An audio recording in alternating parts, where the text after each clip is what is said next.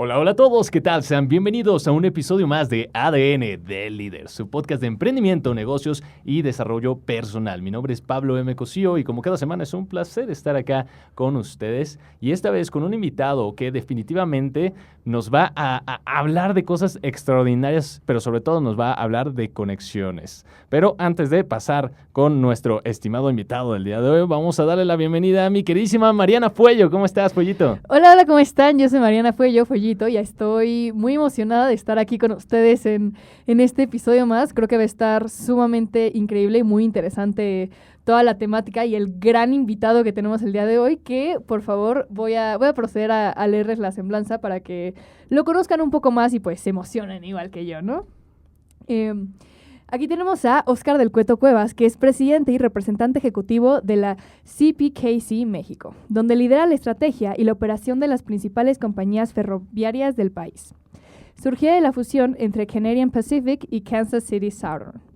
Con más de 30 años en la industria ferroviaria, ha ocupado múltiples puestos clave en el Kansas City Southern de México desde el 2006, incluyendo la vicepresidencia y dirección general, donde impulsó la eficiencia operativa, la seguridad y el crecimiento sostenible. En el 2020 asumió la presidencia de la Asociación Mexicana de Ferrocarriles, AMF, tras liderar su Comité de Operaciones y Seguridad por 5 años. También forma parte de organismos estratégicos como Ferrovalle, Comce Noreste, AmCham México. Es licenciado de Ciencias de la Comunicación con un MBA por la Universidad de Monterrey y formación en Administración Ferroviaria por la University of Michigan. Su liderazgo ha fortalecido el sector ferroviario y su integración en la logística de América del Norte. Y el día de hoy tenemos el privilegio de tenerlo aquí presente, así que Óscar, bienvenido, ¿cómo estás? Muy bien, muchas gracias Mariana, Pablo, gracias, un gusto acompañarlos y gracias por la invitación. Aquí estamos y esperemos que la conversación sirva para los que nos escuchan y nos hacen favor de vernos en temas de liderazgo. Sin duda alguna. A mí me emociona mucho que empecemos este episodio platicando sobre lo que ya decíamos detrás de cámaras. ¿Cómo fue todo este recorrido que tuviste que pasar, Óscar, para ser un comunicador que llegó a una empresa ferroviaria y que después se metiera a operaciones y que después llegase a ser director? Muchas gracias, Pablo. Sí, la verdad es que diría yo o sugeriría que cualquiera que se lo proponga puede llegar a cualquier posición sin necesidad de tener una carrera especializada exactamente en eso. Y la verdad es que mi aventura, porque ha sido una aventura los ferrocarriles, una pasión, me tocó estar precisamente en el área de comunicación, en lo que era estar manejando medios, estar manejando relaciones institucionales, toda la parte de pública y en fin, pues es lo que me tocaba realmente por lo que había estudiado. Llegó un momento en que un director de operaciones se acercó conmigo y me dijo, estás desperdiciado aquí, no te quieres ir a operaciones. La verdad es que yo decía, bueno, ¿qué voy a hacer en operaciones? Me dijo, prueba 3 meses y si no, te regresas. Después de eso estuve pues 15 años en la parte operativa, nunca regresé. Hubo inclusive apuestas entre la gente que estaba en operaciones que yo no iba a durar, que a los 3 meses me iba a arrepentir. Y afortunadamente, y siempre lo he dicho, tengo el privilegio de contar con gente dentro de los equipos que me ha tocado dirigir, muy capacitada, muy preparada y siempre aprendes de los demás y te ayuda a crecer. El líder no es únicamente él, no está solo, tiene que rodearse de gente capaz y eso me ha llevado pues, a lo largo de estos ya 34 años en la industria a poder ocupar la presidencia de una de las empresas más importantes de Norteamérica, aquí en México. Así que pues a lo largo de los años me tocó estar en operaciones, en transportes, en la parte de distribución, después me tocó ser director general y hoy me toca presidir la empresa. Hay que seguir capacitándose, me tocó estar, como bien decía Mariana, tomando cursos en la parte ya especializada de ferrocarril, estuve en la Universidad de Michigan, hice una maestría ya con términos en la parte de servicios. Claro. Entonces, bueno, pues te tienes que seguir preparando, pero la verdad es que el rodearte de gente experta, de gente conocedora, lo que te da pues es el permitir seguir creciendo. Me encanta, vamos a tocar ese punto después, la cuestión de equipos, pero antes de que saltemos a ello, me gustaría mucho, Óscar, ahorita ya nos dijiste cómo fue este recorrido, pero ¿cuál dirías tú que fue una de esas cuestiones, habilidades clave que permitió que tú llegases a tener el puesto que tienes el día de hoy? Mira, creo, y no me gusta hablar en primera persona, pero una de las habilidades que gracias a la carrera que hice, que era comunicación, es la facilidad de comunicarte con la gente. Pueden existir grandes ideas, pero si no sabes comunicarlas, no te sirve de nada. Y ser un líder en términos de comunicación, de empatía con la gente, de poder escuchar, de poder comunicarte, creo que es una de las habilidades que me dio la posibilidad de llegar a donde hoy estoy. Creo que el saber comunicarte, saber platicar con la gente, escuchar a la gente, saber en primera instancia que no conoces todo, sino que la demás gente que está a tu alrededor son los que te pueden alimentar, y que después comuniques eso, creo que es la habilidad que me dio la posibilidad de hoy estar en donde estoy. Digo, sumado, como ya lo decía, a grandes equipos y obviamente a seguirte preparando y a seguirte capacitando a lo largo de la vida, pero siempre pues comunicar y comunicarte bien. Claro, sí, sin duda alguna. Sí, también ahorita todo en este lado de los trenes, quería preguntarte que tú participaste en la desincorporación de los ferrocarriles nacionales y en la primera concesión de México. ¿Podrías contarnos un poco sobre todo este proceso y cómo fue? Sí, como ustedes son muy jóvenes, la verdad es que yo creo que a lo mejor todavía ni nacían. Probablemente. Ferrocarriles Nacionales era una empresa de gobierno, como hoy lo es CFE o como lo hoy es Pemex. Y Ferrocarriles Nacionales de México inició un proceso en el 1995 de consolidar todo lo que eran los ferrocarriles a nivel nacional. Había servicio de carga y había servicio de pasajeros. A mí me tocó trabajar en ferrocarriles desde 1990 y después de ese proceso en el 95 estaba Zedillo en ese entonces en la presidencia, él decide la privatización. Y no eran pues privatizar en sí los ferrocarriles, era hacer concesiones. Lo primero que hicieron en el 96, desaparecer todos los servicios de pasajeros. A lo mejor sus papás, sus abuelos viajaron en tren todavía a Monterrey, a Ciudad Juárez, a Veracruz, a Puebla, en fin, a Guadalajara. Claro. Hoy no tenemos servicios de pasajeros, lamentablemente, pero las concesiones se dieron para carga. Y lo único que se nos pedía en ese entonces era tener un socio experto en la parte ferroviaria, que para el caso de la empresa que nosotros hicimos, era TMM, el inversionista mexicano, Transportación Marítima Mexicana, que era una de las empresas más grandes en transporte marítimo, y Kansas City Southern, que era la americana, que tenía el expertise. En ese entonces era 49% la americana, 51% la mexicana. Después vino en el 2005, la concesión se da en 1997, me toca ser parte del proceso porque yo estaba en Ferrocarriles Nacionales, me toca ser parte del proceso, fui el segundo empleado como empresa privada que me contratan y ayudé en el proceso de ir viendo primero talento, ejecutivos, entrevistas de ejecutivos y después pues todo el proceso de inventario y de llevar pues el control de todo lo que se recibía y todo lo que se entregaba. Después de esta privatización en el 97, concesiones, en el 2005 se da la compra total por parte de Kansas City a TMM, desaparece TFM como la empresa tal y se crea Kansas City Southern de México. Y desde entonces hasta el 2023, que ya entramos como Canadian Pacific, como bien decía Mariana al inicio, ya como la empresa de Norteamérica, Canadian Pacific, Kansas City, que hoy, bueno, pues de estar en una extensión de más o menos 8,000 kilómetros cuando éramos las dos empresas, hoy somos más de 20,000 kilómetros, 32,000 kilómetros, perdón, 20,000 millas y más de 20,000 empleados. Sí. Al inicio, la introducción que estaba yo dando hablaba sobre conectar. Muchas veces, pues, pensamos en conectar y pensamos en otro tipo de conexiones, pero a final de cuentas, lo que ustedes hacen es conectar a personas porque están conectando diferentes recursos que llegan y, bueno, al final terminan formando industria. ¿Cuál ha sido, Oscar, el mayor reto de tener esta super mega red? Como bien lo dices, 32,000 kilómetros es muchísimo y bueno, yo quiero suponer que también tienen a sus jefes en Estados Unidos y en Canadá y trabajan en conjunto, pero ¿cuál es el mayor reto de tener una empresa de un tamaño de ese estilo? Sí, y creo que seguimos todavía en ese reto, seguimos enfrentando ese reto. El primero es pues, fusionar dos grandes empresas. A nivel Norteamérica éramos el número 6 y el número 7 en extensión y en capacidad de movimiento de mercancía. Entonces se compra la 6 y la 7, se queda como 6, no seguimos, ni siquiera subimos al 5º lugar, nos quedamos en el 6º lugar. Pero lo primero, y que ustedes también seguramente experimentaron en algún momento, pues culturalmente, ¿no? Cómo tienes una cultura canadiense, una cultura americana, una cultura mexicana que trae una mezcla de ferrocarriles nacionales, de TMM, el transporte marítimo, de empresa nueva. Entonces, lo primero es hacer esa parte cultural. Hoy estamos en un proceso de fusionar los sistemas.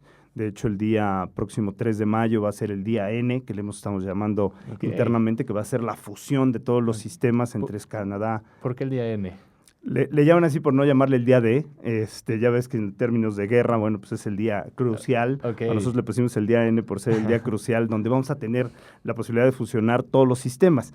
Y ahora sí, nuestros clientes en Canadá o en Estados Unidos van a poder ver todos los carros, todos los movimientos, todas sus mercancías en un solo sistema, y para nosotros va a ser un solo sistema entre Estados Unidos y Canadá. No entra México todavía, ese va a ser el siguiente día N, que será para el 2026, pero seguimos en ese proceso. Ha sido sin duda complicado, es la verdad que yo creo que ha sido hasta este momento muy exitoso, porque lo que han visto nuestros clientes es que no empeoró el servicio, no decayó el servicio que estamos proveyendo, sino que está mejorando el servicio, que era uno de los objetivos. Creamos competencia, ya creamos nuevos servicios hoy.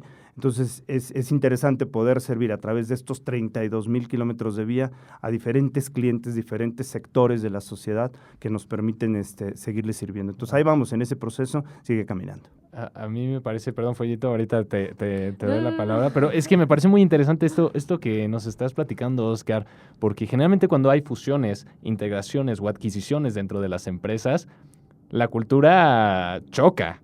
Sí. Y en este caso tú estás diciendo que ha sido muy exitoso o que mínimo lo han sabido sobrellevar bastante bien. ¿Cuál crees tú que es la razón por la cual ha sido una buena integración de dos empresas? Fíjate, creo que el cambio cuando lo vivimos, quienes estuvimos ahí en el proceso de cambiar de TMM y Kansas a ser solamente Kansas, el expertise que traía una empresa con más de 120 años en la industria ferroviaria, se notó el cambio, el enfoque a ferroviario. Y hoy te adquirió la empresa que tenía los mejores números a nivel industria. En términos de seguridad, por ejemplo, Canadian Pacific era el número 1, es decir, la cantidad de accidentes más bajos de toda la industria. Tienen una cultura que se llama el Consequence Leadership, que es el liderazgo de consecuencia. Y eso permeó muy bien dentro de la compañía, porque quienes estábamos, digamos, en Kansas y nos integramos a la cultura canadiense, pues queríamos estar ahí, ¿no? ¿Qué quieres? Pues estar con el mejor. Quieres estar en el mejor término de seguridad, el mejor términos de servicio, el mejor reconocido. Entonces, ha sido muy sencillo, digamos, ese proceso, porque los que estábamos en Kansas, no que fuera una mala empresa, pero sí subimos, digamos, al nivel del que era el número 1 en todo el sector. Ok, o sea, ellos los jalaron para arriba. Exactamente. Ok, muy interesante. Sí, no, eso está impresionante y me encanta cómo al momento de la fusión, nada, o sea, fue de que, tomo lo mejor de esto y tomo lo mejor de esto para que todos nos hagamos para arriba, ¿no? Pero igual quería preguntarte, ¿qué significa para ti dirigir la única red ferroviaria que une a 3 países? Hijo, la verdad es que, primero un orgullo, la verdad es que es un honor para mí poder seguir en la posición, porque me tocó, yo ya estaba como presidente en Kansas City Southern de México, cuando viene la fusión, nuestro CEO, Kit Creel, me da la oportunidad de seguir en la misma posición. Y hoy, bueno, pues en entrevistas, pláticas, en donde puedo hablar de una red que conecta realmente a Norteamérica. Somos el único ferrocarril que conecta a Norteamérica. Seremos el 6º, pero somos el número 1 en conectar a Norteamérica. Sí. Ninguno otro sirve Canadá, Estados Unidos y México con una sola red. Podrás intercambiar, si tú quieres enviar ahorita un producto de Guadalajara a Calgary, lo puedes hacer con otros ferrocarriles, pero tendrás que intercambiarlo, como hacer conexiones en el avión, ¿no? Puedes llegar a un aeropuerto, cambio de avión y me subo al otro avión. En este caso, no, nosotros somos una sola línea. Entonces, para mí, la verdad es que ha sido un orgullo, una satisfacción poder seguir al frente en México y poder guiar lo que son nuestros empleados, nuestros colaboradores, en una presunción, yo así le llamo, de ser el único ferrocarril que tiene una conectividad de los 3 países, que atiende más de 12 puertos en Norteamérica y que puede dar el servicio en toda Norteamérica.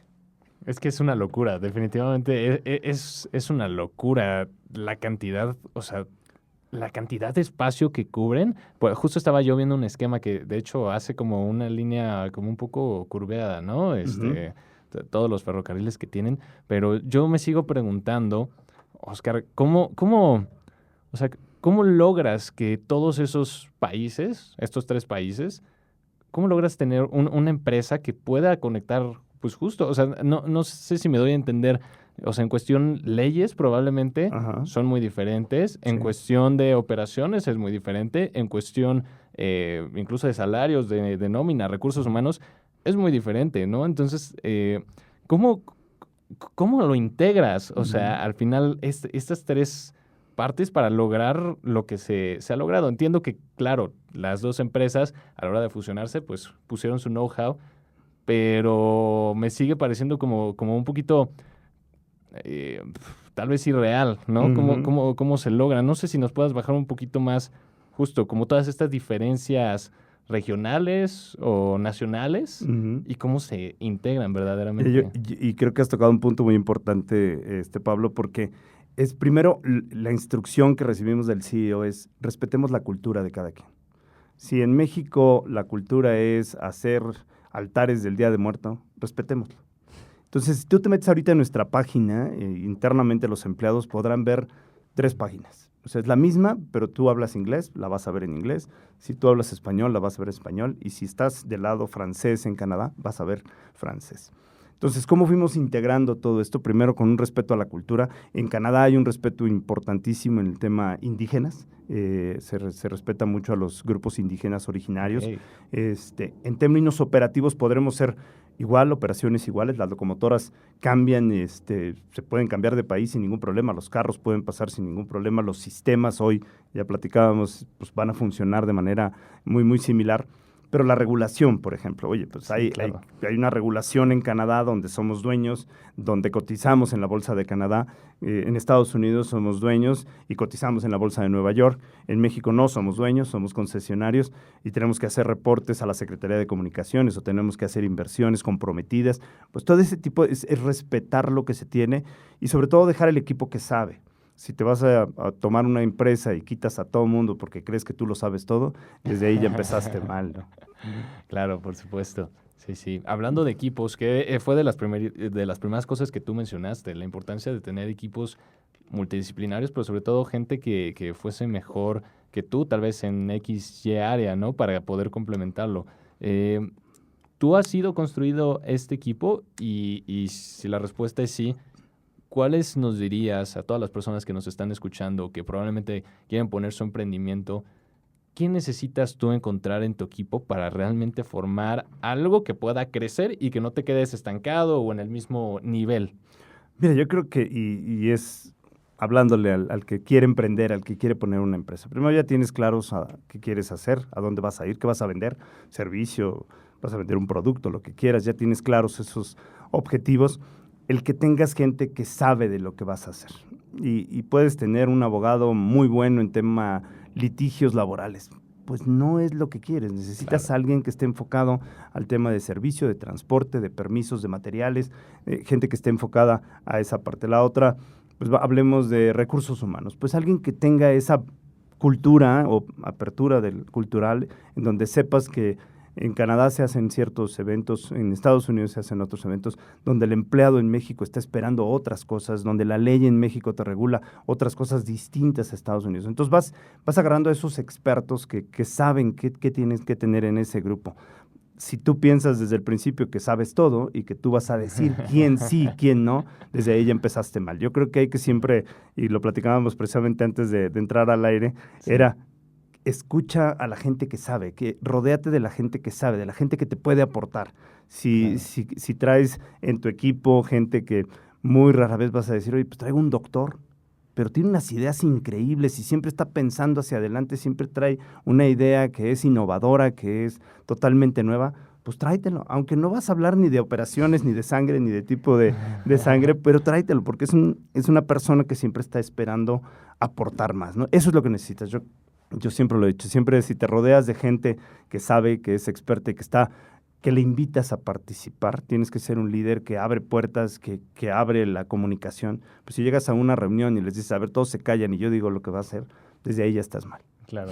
O sea, es especialización, Sí. apertura cultural, digámoslo así, y pues diferentes perspectivas. Sí, diferentes visiones. Yo creo Visiones, que vale. el que tú tengas una especialidad en mecatrónica o que tengas una especialidad en comunicación o que tengas una especialidad en medicina, eso te enriquece el grupo. Eso te hace enriquecerlo. De repente la gente va a decir, ¿sabes qué? Esto no es lo mío. El doctor va a decir al final, pues me voy porque no era lo mío. Pero de repente les gusta y haces un grupo tan dinámico, tan variado, que te ayuda a crecer, ¿no? Como te sucedió a ti, ¿no? De comunicólogo, Sí. te De jala comunicólogo operaciones y sí. de repente... Ferrocarriles. Sí. Y fíjate, hoy Así es. en mi equipo tengo una gente que maneja comunicación, que Ajá. lo conociste, pero es abogado. Entonces, Ujú. no es un Sí, cuate sí. que maneje comunicación, pero es un abogado. Entonces, hay de todo, hay de todo. Y eso te ayuda a enriquecer mucho los equipos. Ok, excelente. Para Sí. que lo apuntemos todos los emprendedores. Sí, el rodearte, también ahorita me acordé de la frase que dijo Steve Jobs, o sea, de una de las cosas por la que él y sus empresas son exitosas es porque se rodea de personas capaces y se rodea de personas que son más inteligentes que él. Exacto. Así que también la importancia de poder tener un equipo disciplinado que sepa de lo que está haciendo y que hasta sea mejor que tú para poder todos crecer juntos. Exacto. Sí, si Es haces a un lado el ego, importantísimo. si haces a un lado el que tú sabes todo, y tengo yo 34 años y yo siempre lo digo y lo digo abiertamente, es todos los días aprendo algo nuevo. Y eso es padrísimo, porque tienes, uno, la humildad de reconocer lo que no sabes todo, y segundo, es que te rodeas de gente que sabe y que te está alimentando de información nueva y de nuevas ideas y de nueva capacidad. Creo que el que te hagas a un lado el ego y el decir que todo lo sabes es lo primero. Ahorita todos mis chicos de ADN, así de que, ¿ya escuchaste, Pablo? No, no es cierto, no es una monarquía aquí, no crean. Muy bien, yo creo que también hablemos, están diciendo que un poquito sí. No es cierto. A mí me gustaría que hablásemos de la AMF. Ujú. ¿Cómo llegas a ser presidente de la AMF?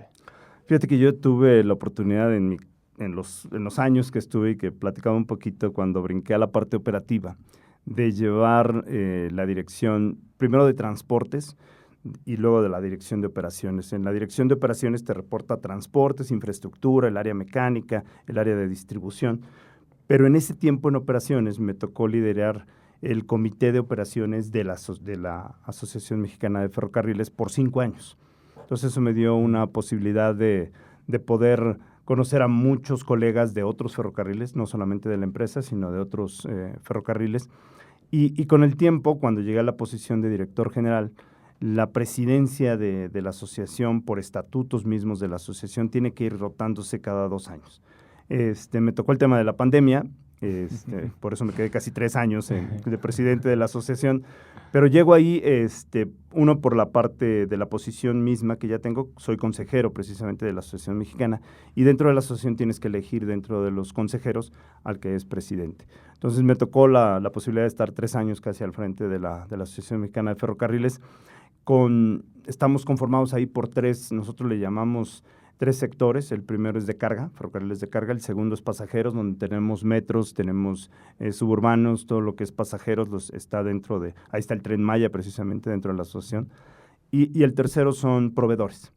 Y dentro de esos 3, la verdad es que a mí me ha tocado la posibilidad de conocer mucha gente en esa parte de dirigir la presidencia de la asociación por mucho tiempo. Hoy tiene sangre nueva, jóvenes muy como ustedes, muy emprendedores, le han cambiado ya la imagen, tenemos una nueva directora, tenemos un nuevo presidente de la asociación, porque estamos en tiempos distintos. Hoy Ferrocarriles en México ha tomado una relevancia desde la administración anterior distinta, el Tren Maya, el tren interoceánico. Hoy, bueno, pues la presidenta está hablando de más de 3,000 kilómetros de vía nueva. Se está hablando del México-Querétaro, se está hablando de proyectos hasta Nuevo Laredo inclusive, o hasta Nogales. Pero todo eso nos ha obligado a reforzar la Asociación Mexicana de Ferrocarriles. ¿Qué queremos en la asociación? Lo que queremos es tener una agrupación donde todo el sector ferroviario esté unido, junto, y que, bueno, pues podamos coadyuvar con el gobierno a sacar normas, regulaciones y tener un servicio, pues, de primera calidad, ¿no? Claro. Ahorita que estabas mencionando de esto, me acordé que precisamente Rogelio, que fue el que nos hizo favor justo de estar en comunicaciones, que mencionaba ahorita Oscar, nos pidió que hablásemos de ciertos temas y ya nosotros nos fuimos... Hasta la cocina. Sí, nos fuimos hasta la cocina platicando de otras cuestiones, pero ahorita aprovechando que justo estabas hablando de proyectos, me encantaría que nos platiques, justo acabo de ver una entrevista que tuviste sobre el libramiento de Celaya. Celaya. Uh-huh. Uh-huh. De hecho, proyectos, sí, mira, uno de los que mencionas, Pablo, es precisamente que estamos invirtiendo 4,000 millones de pesos, son 200 millones de dólares, en un libramiento que inició precisamente el gobierno federal, que es librar la ciudad de Celaya. Celaya tiene la característica de que se junta Ferromex, que es uno de los concesionarios en México, y nosotros en ese cruce, y pasamos por el centro de la ciudad de Celaya. Y es una zona donde tiene cerca a Honda, tiene cerca a Toyota, tiene cerca a Mazda. Entonces se ha vuelto un hub logístico automotriz muy importante. Entonces, desde hace más de 15 años se empezó este libramiento que era evitar pasar por la zona centro de Celaya. Sin embargo, el gobierno federal no terminó el proyecto, no terminó por falta de recursos, y entonces nos pidió a los ferrocarriles, a Ferromex por un lado y a nosotros por el otro, terminar el libramiento. Este libramiento para nosotros es aproximadamente 19, 21 kilómetros de vía nueva, con un viaducto superior que nos va a permitir pasar por arriba de Ferromex, por arriba de la autopista que está ahí en Celaya y por arriba de un río que está en esa zona. Entonces el proyecto pues ya lo arrancamos, esperemos terminarlo para finales del 2026 y lo que nos va a permitir es librar toda la zona de Celaya, pero sobre todo incrementar la velocidad y reducir el tiempo de tránsito de mercancías que van del puerto de Lázaro Cárdenas hasta Nuevo Laredo. Entonces ese es uno de los proyectos. El otro recientemente, febrero 6, inauguramos el segundo puente ferroviario de Nuevo Laredo. Es el único punto en México que tiene 2 puentes ferroviarios, todos los demás es de una sola vía. Y ahí es el único punto donde tenemos tripulaciones internacionales, es decir, la tripulación no se detiene para cruzar hacia Estados Unidos, llega, está certificada en Estados Unidos, son tripulaciones orgullosamente mexicanas, las cruzamos del lado americano, llevan el tren hasta el lado americano y luego lo traen de regreso. Y es la única donde tenemos también al CBP, que está sentado junto a NAM, que son Aduanas México, escaneando todos los carros de ferrocarril. Entonces se ha convertido en un punto neurálgico y de crecimiento para nosotros. Es un punto de intercambio, es el punto de intercambio más grande para México en términos de mercancía. Y bueno, pues son parte de las inversiones que hemos hecho. Celaya, Nuevo Laredo y algunas otras en Monterrey, San Luis Potosí y la zona de Querétaro. Okay. Ahorita que estabas hablando justo de todo este tema de logística para no pasar por Celaya, ¿podrías platicarnos un poco más de cuál es el proceso de construcción? Que ahorita me surgió mucha duda también ahorita que estabas diciendo de pasar por un río. Por arriba del río, ¿cómo funciona eso? Sí, bueno, lo que hacemos es viaductos, en el caso del río son viaductos ferroviarios. El ferrocarril tiene una característica y mucha gente dice que está viejo y ¿qué mueven en ferrocarril? ¿A poco hay ferrocarriles en México? Mucha gente dice, ¿no? Seguramente alguno de lo que traen puesto, algo de lo que traen, seguro algo de lo que está en esta mesa se movió por ferrocarril o el carro que ustedes manejan lo movimos nosotros por ferrocarril. Pero el caso de la construcción, nosotros lo que se hace primero es el roadbed que le decimos, o la parte de la cama de la vía, que tiene que tener ciertas especificaciones para aguantar el peso del ferrocarril. El segundo, lo que le llamamos nosotros la infraestructura ferroviaria. Son durmientes, que pueden ser de madera o de concreto, y luego viene el riel. El riel hoy lo tenemos en la vía principal de 136 libras yarda. ¿Qué significa eso? Que puedes mover, cada carro puede manejar hasta 120 toneladas. Entonces podemos manejar un tren con 2 personas que pueden mover hasta 16,000 toneladas. Pueden manejar hasta 120 carros. A veces vemos el tren y decimos, oye, que se acabe, ¿no? Está larguísimo. ¿Por qué me está bloqueando la calle? ¿Por qué me estorba? Sí. Es el ruido, ¿no? O el ruido. Porque precisamente son 120 carros los que estamos moviendo. Y luego viene la parte que es el balasto que causó mucho ruido allá en el Tren Maya. El balasto es la piedrita esta que lleva la vía, que lo que permite es mantenerla fija la vía. Y lo que hace, la función del balasto es drenar el agua. Si no se drena el agua, entonces se mueve la vía con el peso y con la vía, la vibración del tren. Entonces tiene que tener ciertas especificaciones, tiene que tener cierta, digamos, rudeza o durabilidad de la piedra, que no se haga polvo, porque también si no el polvo hace que se tape, y bueno, pues que te permita también correr a velocidades que valga la pena en ferrocarril. El de tren de carga no es un tren de velocidades altas, pero tenemos trenes que corren hasta 110 kilómetros por hora entre Monterrey y Laredo, por ejemplo. Cuando vas en un carro dices, oye, yo quiero ir a 200 kilómetros por hora. O un tren, si va de aquí a Querétaro, pues que haga 200 kilómetros por hora. Se va a hacer así, de acuerdo a lo que ha dicho el gobierno. Van a ser 160, 170 kilómetros por hora y hasta 200 kilómetros por hora. Pero es muy diferente mover pasajeros a mover carga, ¿no? Mover carga no se necesitan altas velocidades, el peraltaje de las curvas es distinto y más o menos 1 kilómetro de vía lo que te cuesta construir es como $1,200,000. por kilómetro de vía. Dólares. Sí, si no tienes nada. Wow, Wow. Es muchísimo dinero. Sí. Siento que no había captado lo caro que es la construcción de un tren, o en general lo caro que son las construcciones, Sí. y ahorita entre mucho. Pero igual justo ahorita que estabas diciendo de quién usa los trenes, pero estábamos viendo que los trenes emiten 75% menos de carbono que un coche o un camión normal. Así que también, ¿cuál sería tu visión sobre la sustentabilidad? Fíjate que, y qué bueno que lo tocas, Mariana, porque mucha gente dice, bueno, el ferrocarril nomás me estorba, la verdad es que pasa por aquí, no me deja llegar a la escuela o no me deja llegar al trabajo. Pero sí somos 75% menos contaminantes en términos de gases de efecto invernadero. Las locomotoras que vemos, las locomotoras que nosotros operamos, son diésel eléctricas, nosotros les llamamos AC. Al arrancar sí generan con diésel, pero después van generando su propia energía, lo que las hace muy eficientes en términos de consumo de combustible. Y la verdad es que si mueves el ferrocarril, su ventaja es grandes volúmenes, grandes distancias. Si me dices, oye, vamos a competir en ferrocarril de aquí a Pachuca, pues te digo, vete por camión, porque no me conviene. Pero si me dices, oye, vámonos a competir de aquí a Calgary, o de aquí a Vancouver, o de aquí a Ottawa, seguramente te voy a ganar en precio, en contaminación, en distancia, obviamente el volumen que puedo mover, pero el ferrocarril tiene otra ventaja. La parte es, cada vez que tú ves un ferrocarril de 120 carros, equivale a quitar de la carretera 300 trailers por el tonelaje que podemos manejar. Entonces, si tú me dices, oye, es que hay un montón de trailers en la México-Querétaro, tráetelos al ferrocarril, súbelos al ferrocarril. Claro. Y la verdad es que somos mucho más eficientes en ese sentido. No todo mundo se puede mover por ferrocarril. Nos dicen, oye, pues los paquetitos de Amazon o FedEx, sí. Eso no se puede mover por ferrocarril. Pero si me dices acero, rollos de acero, si me dices cemento, si me dices grano, nosotros importamos de Canadá muchísimos trenes unitarios de grano que vienen para alimento animal en México. Pues esos los movemos con 120 carros que llegan y nadie los ve. O sea, nadie los nota porque llegan directamente a las terminales con estos hilos enormes donde bajas el grano y son para alimentar. Entonces, la verdad es que somos muy eficientes en términos del movimiento de mercancías, somos menos contaminantes. Y hoy, antes rápidamente, un paso adicional que dimos, en Canadá arrancamos las primeras locomotoras de hidrógeno. Ya traemos 4 locomotoras operando de hidrógeno, 2 en servicio de patio, 2 en servicio de camino. Transformamos las que eran diésel y las hicimos de hidrógeno, junto con el gobierno de Alberta, que nos aportó una inversión para hacer la investigación propia. Entonces están hechas en casa y yo creo que ese va a ser el futuro en términos de ecológicos, que vamos a ver más locomotoras, no solamente de gas natural, que ya operan en algunas zonas, que ya se mueven, sino de hidrógeno en el caso de nosotros.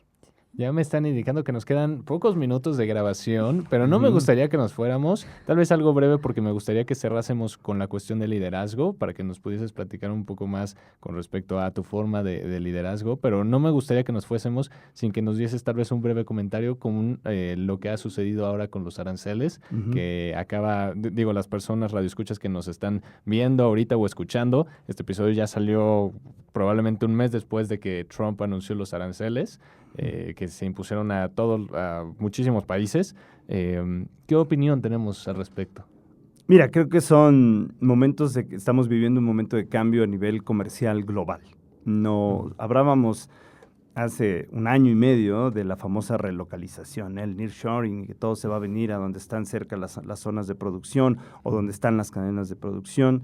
¿Por qué? Por lo que aprendimos en el COVID, que estaba la operación en Vietnam y tenías que traer chips hasta México o hasta Estados Unidos y que, bueno, pues se rompieron todas esas cadenas. China, con todo el cierre de los puertos, eso fue lo que aprendimos, digamos, en el COVID y que hablamos del nearshoring. Hoy estamos viviendo una época diferente. Hoy estamos viendo una cerrazón del consumidor más grande del mundo, que se llama Estados Unidos, y esta aplicación de las tarifas nos va a llevar, yo creo que así va a ocurrir, a una parte sectorial, yo creo que a una región, la región de Norteamérica, independientemente de que ya nos puso aluminio, ya nos puso tarifas a acero, a autos y autopartes, vamos a terminar, creo que en una zona más regionalizada, independientemente de que acuse a México o a Canadá de que tenemos una balanza comercial distinta, creo que vamos a terminar en una zona regional más importante. ¿Por qué lo veo así?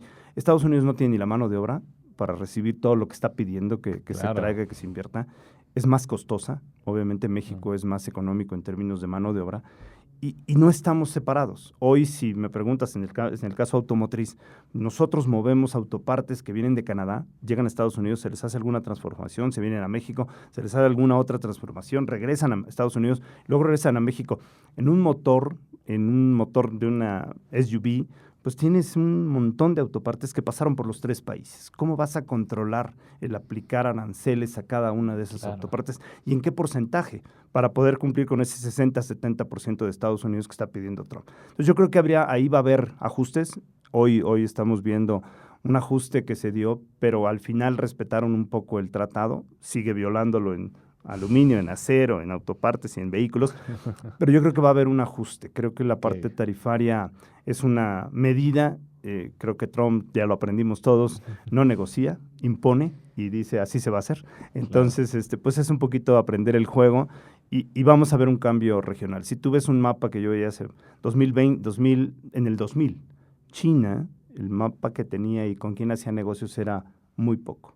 Hoy si ves ese mapa, 2024, el mundo está pintado de rojo, solo la parte de Norteamérica es azul porque hacemos negocios entre nosotros 3. Así que yo creo que la regionalización, las tarifas van a terminar haciendo bloques regionales en los que Europa va a ser un bloque, Asia va a ser el otro, Sudamérica va a ser el otro, Norteamérica va a ser el otro. Ok, muy interesante esta visión un poco proteccionista por lo que escucho, ¿no? De seguro. parte de los Estados Unidos. Muy bien, pues ya estamos casi llegando al final de nuestro episodio, Oscar. Me gustaría que para que pudiésemos cerrar, nos platiques ya como un último mensaje con respecto a la cuestión del liderazgo. Ya nos has dado tú algunos hints, algunos destellos de qué es lo que tú consideras que es un buen líder, lo que es un gran líder. Pero me gustaría que nos dijeses a todas las personas que nos están escuchando, nos están viendo, para ti, ¿qué es un líder y qué es lo que hace que el líder sea líder? Mira, yo creo, y ya di algunas como decías, pero la más importante es, si dices algo que vas a hacer, hazlo. Si dices algo que no vas a hacer, no lo hagas. Lo que hagas más en el ejemplo dirá mucho más que 1000 palabras. Si tú dices, oye, yo no me gusta el agua, y agarras y te le das un trago al agua, estás mandando un mensaje tan claro a tu equipo que las cosas no van a funcionar. Si hablas de transparencia, sé transparente. Si hablas de claridad, habla con claridad. Yo tengo una política de puertas abiertas. Si tú llegas, tocas mi puerta o está abierta, pásale. O sea, no te puedes cerrar a decir, a ver, te voy a recibir a las 3 de la tarde y nos vemos. Si tienes el tiempo y tienes la posibilidad, escucha a tu gente. Escúchala, ábrete. La otra es, trata de comunicar ideas claras y dale seguimiento, porque si no le das seguimiento es como si te digo, hoy te encargo que nos traigas una botellita de agua y pasan 2 horas y nunca llegó y nunca le diste seguimiento. No es culpa del que se la pediste, es tu culpa porque no le diste el seguimiento necesario. Si quieres que las cosas sucedan, dale el empower a la gente, dale esa vitalidad para que ellos tomen decisiones, para que ellos lleven el programa, para que ellos lleven la batuta, pero tú dale seguimiento. Si tú no estás ahí, yo le llamo hands over, estar ahí metido siempre, no micromanagement, eso es otra cosa, pero sí estar supervisando a un nivel en el que tú te sientas confortable y que la gente se sienta apoyada por ti y que pueda tomar decisiones. Si tú me dices, oye, es que me falta esto, tu labor como líder es proveer lo que te falta.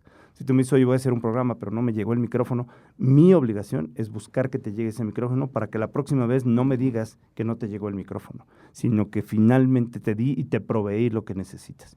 Creo que son de las 2 o 3 ideas que yo te daría en términos de liderazgo. La verdad es que ser lo más abierto, lo más transparente, lo más sincero, y si dices, voy a hacer esto, lo hagas, y si dices, la consecuencia es tal, no te arrepientas, no te retractes de lo que vas a hacer, si no la gente va a perder credibilidad en lo que tú dices y en lo que tú haces. Sin duda alguna. Follito, ¿algo que nos quisieras decir de todo esto que nos ha platicado Oscar el día de hoy? No, es muchísimo. Justo ahorita que estabas hablando dije que esto es lo que mencionaste también del liderazgo de consecuencia que les había traído todo el lado de Kansas. Pero me quedo con muchísimas cosas, la verdad estoy muy impresionada también cómo son el único que juntan 3 países y todo este lado de comunicar y de poder conectar con las demás, con todos. No sé, también todo este lado de que son sumamente sustentables. Todo lo de las locomotoras de hidrógeno que ya no utilizan diésel, ya...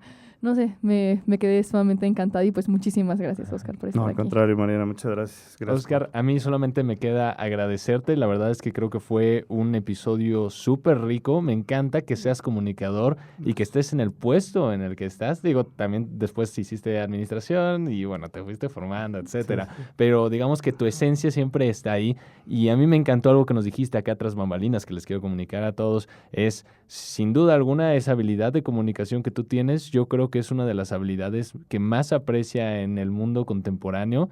Y hoy yo platicando contigo lo sentí, es un tipo de energía que tienen los líderes y que muchos de los que hemos tenido acá en ADN de Líder tienen esa misma esencia, una cercanía también con las personas. A veces podrías pensar que un director, un presidente puede ser muy inaccesible y hoy platicando contigo nos damos cuenta de que en realidad los líderes son personas muy humanas, son personas muy cercanas y yo me quedo definitivamente con eso que ya decías, ¿no? Si ves mi puerta abierta, pasa y platicamos. Así es. No, y gracias Pablo, gracias Mariana por la oportunidad y ojalá lo encuentren interesante. Yo creo que hay mucho donde hacer, mucho donde crecer y ustedes que están jóvenes, pues echarle todos los kilos, toda la carne al asador y a veces también lo digo, no se trata solo de echarle ganas, sino de prepárate para llegar a donde quieres estar. Mis queridos líderes, pues Oscar del Cueto, fascinante, realmente no tengo mucho más que decir, espero que hayan disfrutado muchísimo este episodio, no olviden que nos pueden escuchar ya en todas nuestras redes sociales, que son TikTok, YouTube. Ok, esta cámara ya no está funcionando. Excelente. No se olviden de seguirnos en todas nuestras redes sociales, YouTube, Instagram, TikTok y también nos pueden escuchar como siempre en Spotify. Nos vemos la próxima semana con un episodio que también va a ser apasionante. Estoy muy emocionado, sinceramente, con el invitado que vamos a tener la siguiente semana, pero no les voy a hacer ningún spoiler. Sin nada más ni nada menos que decir, nos vemos la próxima semana en un episodio más de ADN de Líder.